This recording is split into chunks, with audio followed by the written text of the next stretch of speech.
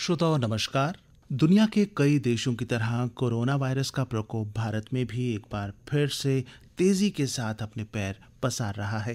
हर दिन रिकॉर्ड संख्या में नए मामले सामने आ रहे हैं और कोविड-19 की इस दूसरी लहर को एक खतरे की बड़ी घंटी के रूप में देखा जा रहा है, क्योंकि हर किसी को इससे खौफ भी है, डर भी लग रहा है कि ना जाने क्या होगा जिस तरह से रोज़ के रोज़ मामले बढ़ते जा रहे हैं।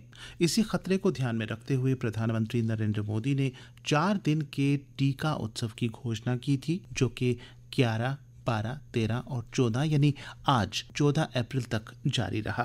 प्रधानमंत्री ने लोगों से अपील की थी कि वे बढ़ चढ़कर इसमें हिस्सा लें और इस मुहिम को कामयाब बनाएं। हमारे जम्मू कश्मीर में भी 4 दिन का टीका उत्सव चला और खासी संख्या में लोगों ने कोरोना से बचाव की वैक्सीन ली और इसे कामयाब बनाया। ये टीका उत्सव क्या है, इसका उद्देश्य क्या है और इसमें हम कितने कामयाब रहेंगे, इस विषय पर बात करने के लिए आज हमने जहमत दी principal government medical college Jammu doctor Shashi Sudan ji को, जिन्होंने फ़ोन पर हमसे बातचीत की और आज के इस कार्यक्रम में हम यही विशेष बातचीत आपको सुनवा रहे हैं। मैडम, प्रोग्राम में आपका स्वागत है। धन्यवाद। देखिए, सबसे पहले मैं आपसे ये जानना चाहूँगा अपने श्रोताओं की जानकारी के लिए कि ये टीका उत्सव जो नाम दिया है, ये उत्सव बेसिकली है क्या? देखिए, ये उत्सुकता की ही बात है कि आत्मनिर्भर भारत का एक अच्छा टीका बिल्कुल अच्छे टाइम पे बन गया। 10 महीने के कार्यकाल में ये बन गया, जो पहले हिस्ट्री ऑफ वैक्सीन प्रिपरेशन में ये बहुत बड़ी उपलब्धि है अपने आप में। नहीं तो 5 से 10 साल एक वैक्सीन बनने में लगते रहे हैं पहले पास्ट में। जी। तो क्योंकि ये एक अलग सी चुनौती थी, ये महामारी पिछले 100 साल में पहली बार आई है और टीका ही इसका एक समाधान सोचा गया कि वैक्सीन हाथ में होनी चाहिए और सक्सेसफुल भी रहे। बेशक पूरे विश्व में कोई 200 से ज़्यादा कैंडिडेट्स वैक्सीन के बन रहे हैं जी। और 50 की ह्यूमन ट्रायल्स भी हो चुकी हैं, जी। लेकिन हमारे देश में ये जो कोविशील्ड और कोवैक्सीन पहले 2 वैक्सीन्स बने, हम इसकी जो मदद है हम काफ़ी पड़ोसी मुल्कों को दे पाए। तो ये एक हमारे लिए बहुत उत्सव का एक कारण तो ये है। जी। दूसरा ये कारण है कि हमारे प्रधानमंत्री जी के निर्देशों के मुताबिक बहुत अच्छा एक आईटी गाइडेड फेज्ड मैनर में टीकाकरण शुरू किया गया, जी। जिसमें उन्होंने समझा कि हमारे जो corona warriors front line health workers, जिसमें डॉक्टर्स, नर्सेज, सफाई कर्मचारी, हमारे सब ऑर्डरलीज, लैब टेक्नीशियंस, सबको पूरे भारत में उन्होंने पहले फेज में टीका करवाया। दूसरे फेज में उन्होंने फ्रंट लाइन वर्कर्स ले लिए सारे, जिसमें army, police, BSF, CRPF, all defence personnel, revenue, municipal corporation, जी। पंचायती राज, जिन्होंने आगे आके बढ़ चढ़ कर ये पैंडेमिक कंट्रोल में और बड़े कोऑर्डिनेटेड मैनर में ये सारी कंटेनमेंट में मदद की थी, उनको लिया गया। जी। तीसरे फेज पे उन्होंने वल्नरेबल पॉपुलेशन 60 साल की उम्र से ज्यादा लोग जी। जो थे, वो ग्रुप को ठीक समझा कि जल्दी से करवा लो टीकाकरण। जी। टीका, ये वैक्सीन जो है ये प्रोटेक्शन देती है और हमारा जो बॉडी का इम्यून सिस्टम है पहले ही देख लेता है वायरस को और एक प्रिपेयर्डनेस मोड में चला जाता है, प्राइम अप हो जाता है, ताकि फिर कभी वायरस इन्फेक्शन करने की कोशिश करे तो बॉडी पहले से ही तैयार होती है। जी। नेक्स्ट फेज में उन्होंने बहुत अच्छा और भी एक साइंटिफिक बिल्कुल उसका बेसिस रहा कि 45 साल से 59 साल की उम्र के लोग जिनमें कोमॉर्बिडिटीज थी जी। और भी बीमारियां थी, diabetes, hypertension, cancer, renal disease, तो उनको भी उन्होंने टीकाकरण।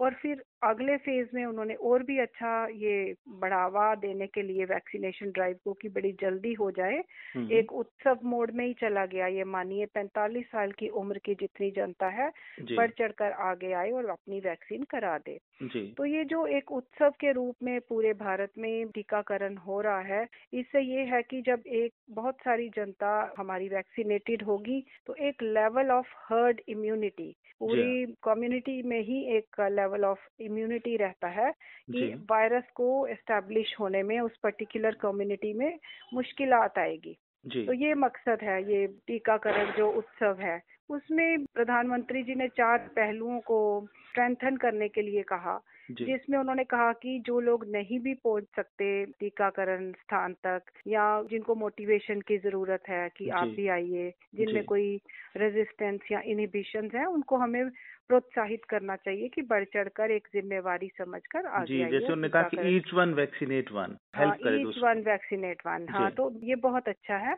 उसमें, ताकि जल्दी से जल्दी हमारी पॉपुलेशन कवर हो जाए। ये एक इसका ड्राइव का मकसद भी रहा।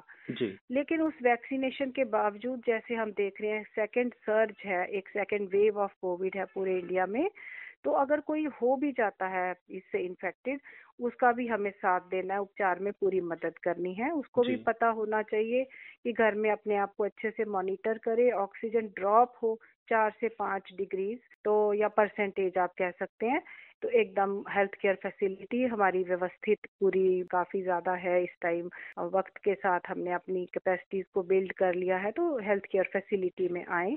जी, तीसरा है कि वैक्सीन तो करनी है और इन्फेक्शन हो जाए तो भी उपचार करना है, लेकिन इन्फेक्शन हो ना, उसके लिए हम सब एक दूसरे को सिखाते रहें, अपने आप पे भी ये रखें कि मास्क हमें पहने रखना है। जी, तो मास्क पहनना भी है और उसको पहनने का तरीका भी ठीक होना चाहिए। कम से कम जब खाना पीना है तभी खोलिए, नहीं तो खोलिए मत। जी, ये भी एक बहुत बड़ी बात है। और एक इसका चौथा पहलू है, जिसमें अगर कोई किसी घर में या किसी कम्युनिटी में पॉजिटिव लोग हैं, तो वो भी एक माइक्रो कंटेनमेंट जोन वहाँ पे भी होना चाहिए, ऐसे निर्देश की वहाँ से मूवमेंट अंदर से बाहर और बाहर से अंदर मिनिमाइज की जाए, ताकि ये बीमारी फैले ना। जैसा आपने इलेबोरेट करके बताया कि दूसरों को इंजेक्शन लगवाने में मदद करें या उपचार में मदद करें, मास्क पहनें, दूसरों को मोटिवेट करें, और आपने ये बताया माइक्रो कंटेनमेंट जोन। ये मैं चाहूंगा कि हमारे सुनने वालों के लिए बताइए कि माइक्रो कंटेनमेंट जोन है क्या, और ये क्रिएट करने में, ये बनाने में आम आदमी कैसे हेल्प कर सकता है?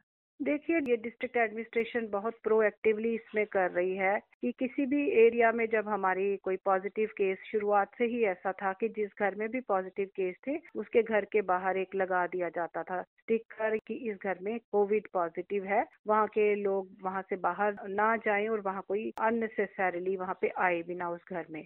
तो ऐसे ही आपने देखा होगा कि पहले वो वायरिंग वगैरह कर देते थे कि जिस कम्युनिटी में या जिस मोहल्ले में, जैसे आजकल जम्मू यूनिवर्सिटी में कुछ केसेस आ गए, तो जी, वहाँ पे भी अंदर से बाहर और बाहर से अंदर वो कंटेनमेंट जोन बना दिया कि लोग इकट्ठे भी ना हो और वहाँ से अंदर बाहर की हरकत भी रोक दी जाए। जी, ये डिजीज कंटेनमेंट के लिए, पैंडेमिक कंट्रोल के लिए बहुत जरूरी है। जी। मैडम, 11 से लेकर 14 अप्रैल यानी आज तक ये टीका उत्सव हमने ऑब्जर्व किया, और देश भर से इसका ऑन द होल अच्छा ही रिस्पांस जो है वो देखने को मिला है। लेकिन क्या इन 4 दिनों तक इस अप्रोच को फॉलो करना काफी है, या कोरोना के खिलाफ जो लड़ाई है, जैसे प्रधानमंत्री जी ने कहा कि इन 4 चीजों को फॉलो करो, तो क्या इन 4 दिनों तक ही फॉलो करना काफी है, या इस अप्रोच को हमें अपनी हाँ, जिंदगी में ये ढालना 4 है? दिनों में लगता है कि हमारी जनता अच्छे से जागरूक हो गई और उनकी नॉलेज, अवेयरनेस डिजीज कंटेनमेंट के बारे में और उपचार और वैक्सीनेशन और प्रोटेक्शन मेजर्स के बारे में खूब हो गई।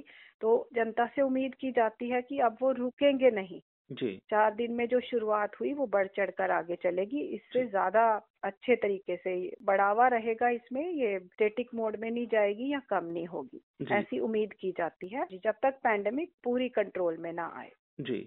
जम्मू में इन 4 दिनों के दौरान लोगों का जो रिस्पॉन्स था कैसा? आप कितना सैटिस्फाइड हैं उनके रिस्पॉन्स से लोगों के? रिस्पॉन्स बहुत अच्छा है, दिन प्रतिदिन जो हमारी वैक्सीनेशन की दर है वो बढ़ रही है। और शुरुआत में थोड़ा रेजिस्टेंस था, लेकिन अब वो इनिशियल रेजिस्टेंस ओवरकम हो चुका है। जी, लोग बिल्कुल प्रोत्साहित और बिल्कुल अच्छे तरीके से प्रोएक्टिवली आगे आ रहे हैं और वैक्सीन कराने में इंटरेस्टेड है। जी। टीकाकरण की हम बात करें तो आपका जो मेडिकल कॉलेज जम्मू है और इसके जो साथ के जो हॉस्पिटल्स हैं, उनमें क्या-क्या तैयारियां की गई हैं, और टीका लगवाने के लिए एक आम आदमी किस तरह वहां पहुंच सकता है, किस तरह से अप्रोच कर सकता है? हमारे मेडिकल कॉलेज और उसके एसोसिएटेड हॉस्पिटल्स के अलावा बहुत सारी 100 से ज़्यादा वैक्सीनेशन साइट्स हैं पूरी व्यवस्थित। जी, जैसे एक वैक्सीनेशन साइट में एक रजिस्ट्रेशन के लिए रूम होना चाहिए, एक वैक्सीनेशन रूम, और आधा घंटा हम हर वैक्सीनेशन के बाद हर वैक्सीनी को ऑब्जर्वेशन में रखते हैं। ये जी, हमारा प्रोटोकॉल है। जी। तो कोई प्रॉब्लम नहीं है, सुव्यवस्थित है ये सारी चीज़ें। हुँ, हुँ। और काफी वैक्सीनेशन साइट्स हैं, और जिधर भी नजदीक पड़े, Gandhinagar hospital, Sarwal, psychiatric diseases, बहुत सारे 100 से ज्यादा वैक्सीनेशन हमारे सेशन साइट्स हैं, तो इसमें कोई प्रॉब्लम नहीं है। जी, एक तो तरीका है कि कोविन जो पोर्टल है उस पे अपने आप को रजिस्टर कराएं, या फिर आरोग्य सेतु ऐप जो है उसके ऊपर अपने आप को रजिस्टर कराएं और हमें डेट मिलती है। लेकिन ये भी कहा जाता है कि आप ऑन स्पॉट जाकर भी करा सकते हैं। उसके लिए क्या कंडीशंस हैं? कहाँ आप जाकर के टीका लगवा सकते हैं और आपको अपने साथ क्या कैरी करना होगा अपनी आइडेंटिटी के एक लिए? तो प्री रजिस्टर हो गया कि खुद अपने घर से ही रजिस्टर कर लो, या ऑन स्पॉट के लिए आधार कार्ड और उनका फ़ोन नंबर हम वहाँ पे ले लेते हैं ताकि वैक्सीनेशन स्टेटस की उनको मैसेज आ जाए। और इसके अलावा आइडेंटिटी प्रूफ, फ्रंटलाइन वर्कर्स का जैसे ऑन स्पॉट कर रहे हैं, अभी भी हम कोई जो थोड़े बहुत रह गए थे, तो उसके लिए आइडेंटिटी प्रूफ की ज़रूरत होती है। जी। तो वैक्सीनेशन को लेकर मैम बहुत सारी भ्रांतियां भी फैलती हैं, सुनने में आता है। लोगों के बीच में अफवाहें फैलाई जाती हैं जानबूझकर बोलिए या फिर अपनी इग्नोरेंस के कारण कि ये सेफ नहीं है, इससे रिएक्शन हो जाएगा। तो मैं चाहूंगा कि आज आपने समय निकाला है हमसे वैक्सीनेशन के बारे में बात करने के लिए और इस टीका उत्सव के बारे में। मैं चाहता हूं कि ये जो वैक्सीनेशन है, ये एंटीबॉडीज इसमें तैयार करके किस तरह से हमें सुरक्षा प्रदान करती है, ये हमारे सुनने वालों को आप बता दीजिए। वैक्सीनेशन के बारे में ये जो आप कह रहे हैं भ्रांतियां रही, एडवर्स इफेक्ट्स फॉलोइंग इम्यूनाइजेशन की, कुछ लोगों को वैक्सीन से नुकसान ना हो, ऐसे शुरुआत में ऐसी एप्रीहेंशंस थी, जो जैसा कि हमने अपने एक्सपीरियंस से पाया, और मेन है कि हेल्थ केयर प्रोफेशनल्स और सीनियर डॉक्टर्स और सब ने जब खुद अपने आप को सबसे पहले लगाया, तो वो भ्रांतियां काफी हद तक खत्म हो गई। जी। और वही एक वजह रही कि शुरुआत में लोगों में जोश कम था वैक्सीन लेने का, हुँ। लेकिन ये काफी अभी वो ओवरकम कर चुके हैं और अब जनता बढ़ चढ़ कर आगे आ रही है और वैक्सीन करवा रही है। जी। तो कोई भी वैक्सीन जो है वो, जैसे ये वायरस का वैक्सीन है, तो हमारा बॉडी का जो इम्यून सिस्टम है, वायरस के कुछ भागों को, वैक्सीन जिसको हमने बनाया होता है वायरस का ही ये हिस्सा होते हैं, तो ये इम्यून सिस्टम उसको देख लेता है जी। और इसको कहते हैं कि प्राइमिंग अप हो जाती है। जी हाँ। तो पहली बार जब कोई इम्यून सिस्टम वायरस को देखेगा तो बड़ा स्लो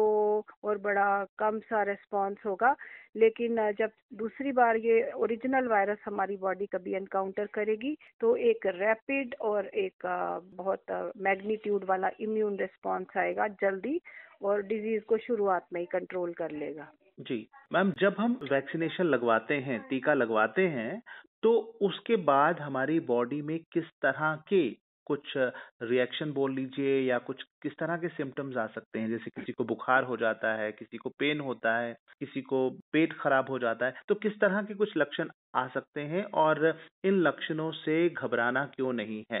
पहले तो ये कि काफी लोगों को कोई लक्षण हुए ही नहीं, ऐसा मान लीजिए कि कोई 80 से 90% लोगों को याद भी नहीं रहा कि उन्होंने वैक्सीन करवाया था। जी। लेकिन कुछ लोगों को, कुछ बाद में हमने देखा कि साइकोलॉजिकली वैक्सीन हुआ तो चक्कर आ रहा है या कुछ उल्टी जैसा मन हो रहा है, वो सब कुछ साइकोलॉजिकल ऐसी चीजें हुई। जी। और कुछ स्मॉल परसेंटेज में छोटा मोटा बुखार, जी। बॉडी एक्स, पूरी बॉडी में दर्दें जैसे ऐसे भी सिम्टम्स हुए। जी। तो ये ऐसे है कि बॉडी रिस्पॉन्ड कर रही है, ये इम्यून रिस्पॉन्स का हिस्सा है, इसको सीरियसली लेने की बात नहीं है। वैक्सीन के बाद एक अच्छी नींद, अच्छी डाइट, रेस्ट एडवोकेट की जाती है, और छोटा मोटा बुखार हो तो पैरासीटामोल खा सकते हैं। जी। और जिस तरह हम कहते हैं कि जब छोटे बच्चों को हम इंजेक्शन लगवाते हैं, अलग-अलग बीमारियों का जो वैक्सीन उन्हें लगवाते हैं, तब डॉक्टर भी हमें एहतियात के तौर पर कहते हैं कि बच्चे को बुखार आएगा, इसके जहाँ पे इंजेक्शन लगाया गया है वहाँ बर्फ गर्म पानी से ठिठोर कीजिए। तो ये एक स्वाभाविक चीज़ है, बॉडी के अंदर कोई ना कोई उसका रिएक्शन होना, डरने वाली बात नहीं है। ये बिल्कुल आपने ठीक कहा, इसको ऐसे ही हम साइमुलेट करते हैं कि जो बच्चे में जैसे रिएक्शंस आते हैं, बुखार का होना, इंजेक्शन साइट पे कभी थोड़ी सोरनेस या फिर बॉडी एक्स और बुखार, ये सारी चीजें वैसे ही बड़ों में बड़ी कम दर पाई गई है, पर ऐसा हो सकता है। जैसे हमने वैक्सीन लिया, उसके बाद कोई ख़ास, जैसे कुछ लोगों का ये भी कहना है कि जब हम पहली डोज़ लेते हैं तो उसके बाद जो बॉडी का इम्यून सिस्टम है बहुत वीक हो जाता है, कुछ देर के लिए, कुछ दिनों के लिए। तो ऐसे में घर से बाहर नहीं निकलना चाहिए या कुछ एहतियात बरतनी चाहिए। क्या ऐसा कुछ है या सिर्फ़ ये भी एक अफ़वाह ही है?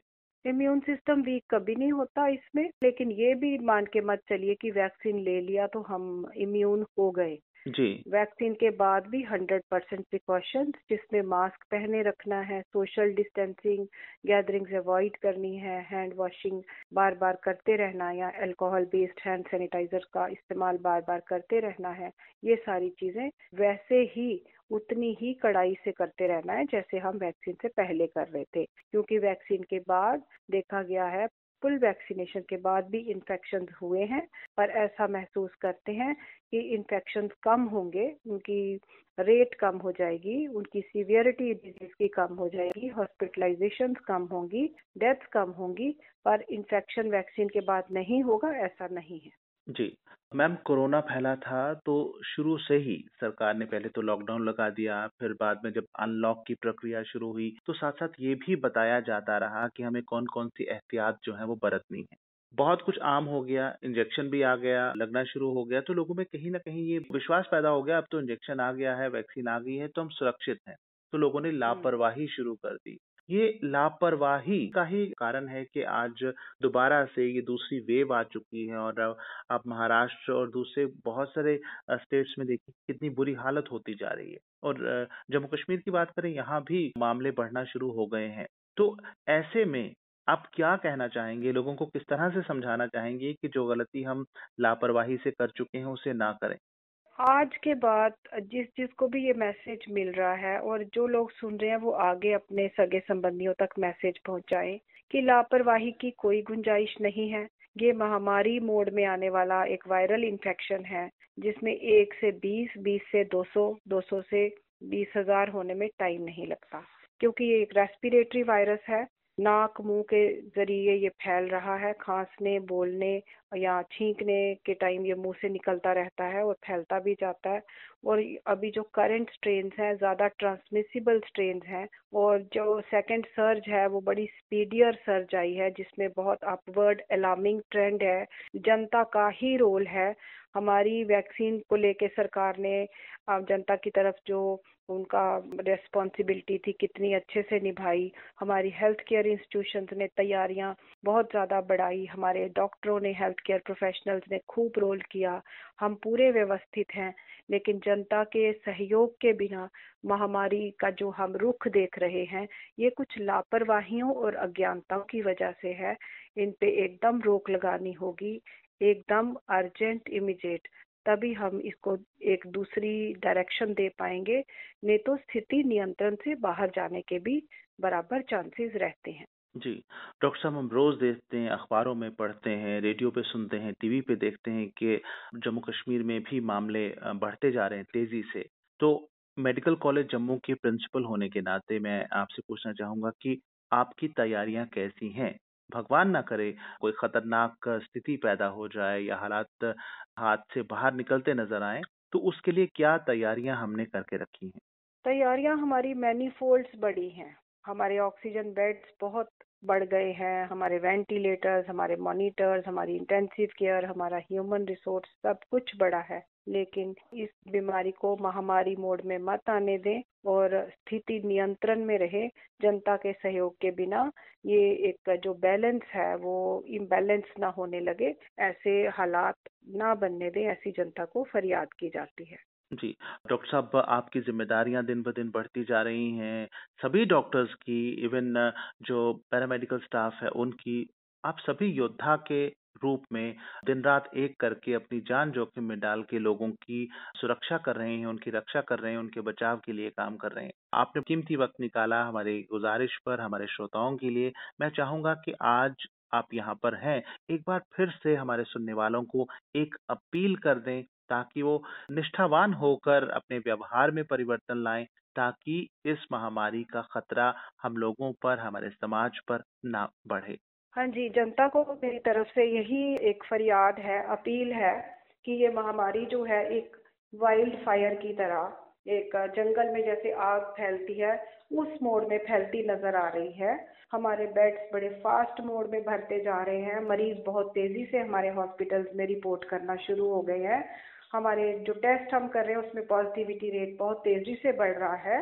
ये सब देखते हुए जब तक जनता अपना रोल, अपनी जिम्मेवारियां बिल्कुल अच्छे से ना समझे, जिसमें आसान तरीके हैं लेकिन उनके नतीजे बहुत अच्छे हैं, जिन आसान तरीकों में मास्क को पहनना और मास्क को एक अच्छे तरीके से पहनना, बार-बार हाथ धोना, गैदरिंग्स को अवॉइड करना, सोशल डिस्टेंसिंग मेंटेन करना, ये सारी आसान चीज़ें अगर जनता अपने अनुशासन में बढ़ा लेती है, तो ये जो डिजीज़ ट्रांसमिशन बड़ी तेज़ी से फैल रहा है, ये बिल्कुल रोकना जनता के, हम सबके, हर व्यक्ति की ज़िम्मेवारी है। तो मैम, अपने बिजी शेड्यूल से आपने समय निकाला, हमसे बात की, और आप लोग सही मायने में कोरोना योद्धा हैं, जो कठिन से कठिन हालात में भी अपनी जान जोखिम में डालकर भी इलाज करते हैं, लोगों को बचाते हैं।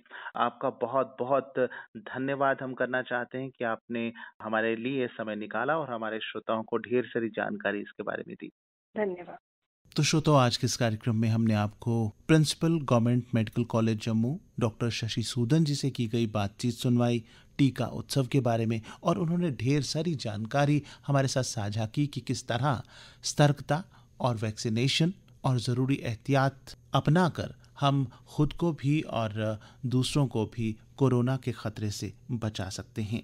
हम उम्मीद करते हैं श्रोताओं, और हमारी गुजारिश भी है कि कोरोना को हल्के में ना लें, मास्क पहनें, टीका ज़रूर लगवाएं, दूसरों को भी टीका लगवाने के लिए प्रेरित करें, और इसके लिए आप औरों को भी मदद कर सकते हैं, प्रेरित कर सकते हैं, जागृत कर सकते हैं। आज के लिए इतना ही। जगमोहन को इजाज़त दीजिए। नमस्कार। तकनीकी सहयोग प्रणव शर्मा का, संपादक R.K. रैना, और प्रस्तुति आकाशवाणी जम्मू के क्षेत्रीय समाचार एकांश की।